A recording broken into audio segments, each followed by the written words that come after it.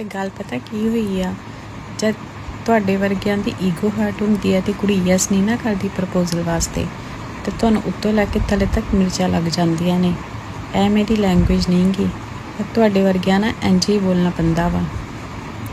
ਕਹਿੰਦੇ ਆ ਨਾ ਲੋਹੇ ਨੂੰ ਲੋਹਾ ਕੱਟਦਾ ਵਾ, ਸੇਮ ਉਹੀ ਗੱਲ ਆ। ਤੇ ਹੁਣ ਚੈਟਾਂ 'ਤੇ ਮਾਫੀ ਮੰਗਣ ਦੀ ਕੋਈ ਲੋੜ ਨਹੀਂ। ਤੇਰਾ ਮੇਰਾ ਕੋਈ ਐਸਾ ਰਿਸ਼ਤਾ ਨਹੀਂ ਸੀ ਕਿ ਤੂੰ ਮੇਰੇ ਨਾਲ ਮਜ਼ਾਕ ਕਰੇ। ਤੂੰ ਕਿਹਾ ਵਾ ਨਾ ਮਜ਼ਾਕ ਕੀਤਾ, ਕੋਈ ਰਿਸ਼ਤਾ ਨਹੀਂ ਸੀ। ਤੇ ਥੋੜ੍ਹੇ ਜਿਹੇ ਮੈਨਰ ਸਿੱਖ। ਸਰ ਤੇ ਮੈਮ ਕਹਿ ਕੇ ਕਮੈਂਟ ਕਰ। ਕਮੈਂਟ ਕਰਨਾ ਮਾੜੀ ਗੱਲ ਨਹੀਂ ਗੀ, ਠੀਕ ਆ। ਆਪ ਤੇ ਬਦਨਾਮ ਹੈਗਾ ਹੀ ਆ, ਆਪਣਾ ਖਾਨਦਾਨ ਬਦਨਾਮ ਨਾ ਕਰ। ਤੇ ਨਾ ਆਪਣੀ ਖਾਨਦਾਨੀ ਵਿਖਾ ਕੇ ਮੈਂ ਗੰਦੇ ਖਾਨਦਾਨ ਤੋਂ ਹੈਗਾ ਵਾ, ਲੱਗਦਾ ਤੇ ਇੰਝ ਹੀ ਆ ਮੈਨੂੰ। ਗੱਲਿਓ ਤੁਹਾਡੇ ਵਰਗਿਆਂ ਨੂੰ ਮੈਂ ਮੂੰਹ ਵੀ ਨਹੀਂ ਲਾਉਂਦੀ।